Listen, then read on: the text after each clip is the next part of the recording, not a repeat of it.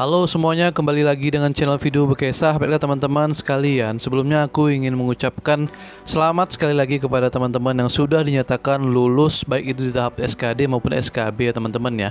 Dan saat ini sudah tanggal 8 ya teman-teman, maka teman-teman sudah masuk ke dalam tahap pemberkasan ya, atau dalam pengisian daerah ya teman-teman ya.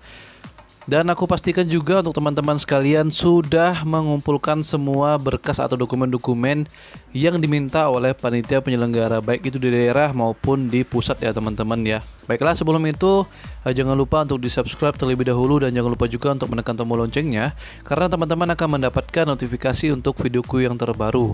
Untuk teman-teman yang sudah subscribe dan sudah like juga, sudah share juga video ini, aku doakan semoga lancar dalam tahap pemberkasan sampai menerima SK dan bertugas di tempat yang baru. Amin ya robbal alamin.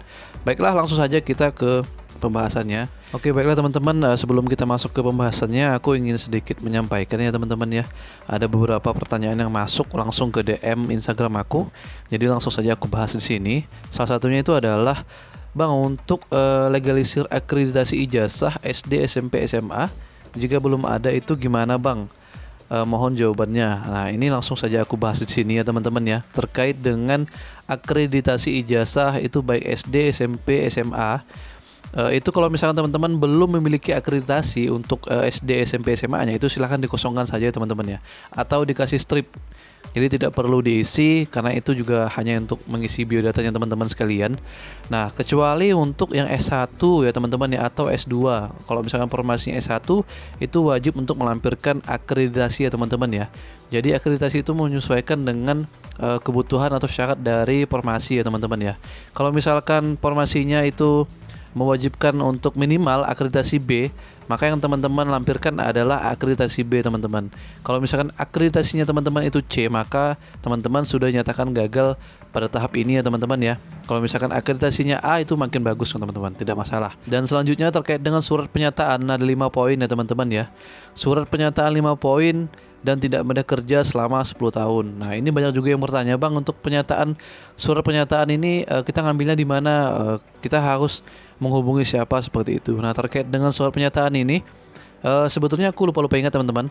Kalau misalkan yang di-upload di akun SSCSN ini sepertinya sudah otomatis ya teman-teman ya. Udah secara otomatis terupload di akun SSCSN teman-teman masing-masing. Kalau misalkan belum pun, nanti teman-teman dipersilakan untuk membuat kembali. Untuk format pernyataan 5 poin dari BKN itu bisa di-download dimanapun ya teman-teman ya. Banyak sekali di Google tuh, banyak sekali contohnya. Nah, untuk persyaratan dari instansi masing-masing itu menyesuaikan saja teman-teman.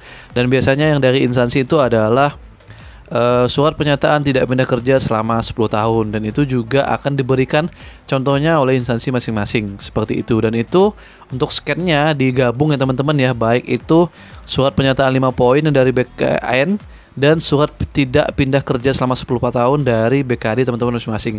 Itu di-scan jadikan satu dan di-upload di poin yang pertama. Kalau misalkan tidak terisi secara otomatis, maka teman-teman harus menguploadnya kembali ya. Baiklah teman-teman, pada kesempatan kali ini aku ingin sedikit bercerita teman-teman ya, berbagi pengalaman waktu aku mengerjakan atau mengisi kolom daerah ya teman-teman ya. Jadi aku sarankan kepada teman-teman sekalian untuk lebih teliti dalam mengisi daerah. Jadi jangan buru-buru teman-teman, diperhatikan benar-benar, jangan buru-buru.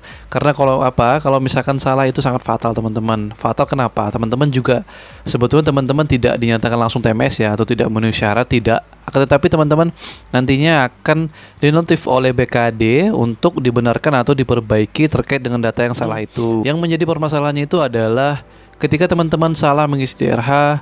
Jadi untuk data teman-teman itu akan diverifikasi terlebih dahulu di daerah ya, di BKD daerah teman-teman masing-masing, yaitu panitia penyelenggara daerah. Itu akan diverifikasi terlebih dahulu untuk data teman-teman, baik itu yang diupload di akun SSCSN teman-teman ya, atau yang dikumpulkan bukti fisiknya, itu akan diverifikasi dulu. Nah, kalau misalkan ada yang salah, nanti teman-teman akan dihubungi untuk diminta diperbaiki secepatnya teman-teman. Nah, yang menjadi masalah di sini adalah terkait dengan kesalahan teman-teman. Iya, kalau misalkan yang salah itu hanya 1 atau 2 ya, misalkan dalam satu kabupaten itu ada sekitar 200 formasi ya misalkan ya. Kalau misalkan yang salah itu ada sekitar 30 atau 50 peserta, maka itu akan menghambat atau memperlambat untuk kinerja dari panitia penyelenggara daerah teman-teman. Nah, hal itu juga yang kemungkinan dari beberapa daerah itu akan mengusulkan untuk memperpanjang masa pemberkasan teman-teman, dan nantinya itu akan berpengaruh kepada usulan NIP teman-teman sekalian. Jadi kalau misalkan banyak yang salah, banyak yang harus diperbaiki, mereka akan meminta waktu untuk membenarkan tersebut atau memperbaiki hal tersebut seperti itu. Nah, sekali lagi aku ulangi, itu akan berpengaruh kepada jadwal dari apa yang sudah ditentukan. Nih, pemberkasan itu kan tanggal 7 sampai dengan tanggal 21 Januari ya teman-teman ya. Nah, usulan NIP itu mulai tanggal 22 Januari sampai dengan tanggal 22 Februari. Nah, itu akan molor kembali teman-teman, karena nanti biasanya ini ya dari BKN itu, karena banyaknya usulan untuk perpanjangan pemberkasan, dari BKN itu akan memperpanjang untuk pemberkasan seperti itu. Nah, ini teman-teman baru 2 hari ya teman-teman ya, tanggal 7 dan tanggal 8 hari ini baru 2 hari aja itu dibuka aplikasi SSCSN untuk teman-teman mengisi DRH. Itu sudah banyak sekali yang komen di kolom komentar di videoku yang sebelum-sebelumnya. Itu sudah banyak mengeluh kalau dia salah mengisi DRH, baik itu salah mengisi dalam data perorangan atau di DRH teman-teman. Nah, itu yang menjadi masalah ya. Ini baru 2 hari teman-teman, sudah banyak sekali untuk teman-teman kita yang salah. Makanya tadi di awal tuh sudah aku ingatkan ya teman-teman, jangan buru-buru untuk mengisi DRH. Persiapkan dulu untuk dokumen-dokumennya, dimatangkan dulu untuk persiapannya, wifi-nya. Jadi harus konsentrasi untuk mengerjakannya, cari tempat yang tenang, cari koneksi yang bagus. Dokumen-dokumennya sudah disiapkan semuanya, baru teman-teman mengisi DRH. Ingat ya teman-teman ya, waktunya masih sangat panjang, masih 2 minggu teman-teman. Kalau misalkan dari 2 hari aja teman-teman sudah banyak yang salah, aku prediksi ya teman-teman ya, nantinya akan ada penambahan waktu untuk pemberkasan teman-teman, dan itu akan berpengaruh kepada usulan NIP-nya teman-teman sekalian. Begitu juga dengan pembagian SK, begitu juga dengan teman-teman bertugas di tempat yang baru, seperti itu ya teman-teman ya. Jadi kalau misalkan untuk pengalamanku saja teman-teman, waktu itu aku memang mempersiapkan itu semua data-data tuh aku siapkan dulu, aku print semuanya, aku print out semuanya, aku simpan di depan meja laptopku aku, dan mencari sinyal yang bagus, dan aku tidak mencampur urusan apapun. Aku melepaskan semua kegiatan apapun dan aku fokus untuk mengerjakan DRH teman-teman. Agar apa? Agar di DRH aku itu tidak ada kesalahan sedikit pun ya teman-teman ya. Dan alhamdulillah pada waktu itu ketika pemberkasan pengisian DRH, baik itu di upload di akun SSCSN dan di bukti fisiknya, aku tidak memiliki kesalahan seperti itu. Nah, untuk teman-teman yang sudah melakukan kesalahan itu bakal siap-siap saja ya teman-teman, yang akan dihubungi oleh panitia. Tapi tenang aja, itu juga tidak menyebabkan teman-teman bisa TMS, bisa gagal menjadi CPNS, tidak. Akan tetapi teman-teman akan dihubungi untuk diminta untuk diperbaiki teman-teman. Jadi jangan panik juga, jangan stres ya.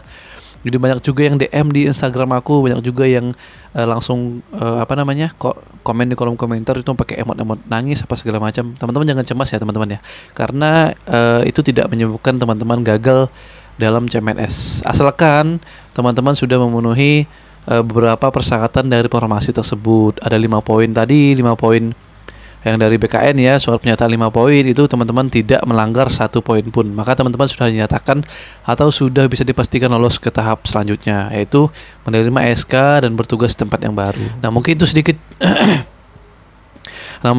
cerita teman-temannya dari aku, sedikit pengalaman pribadi yang telah aku bagikan ke teman-teman sekalian. Ya, semoga ini membantu teman-teman.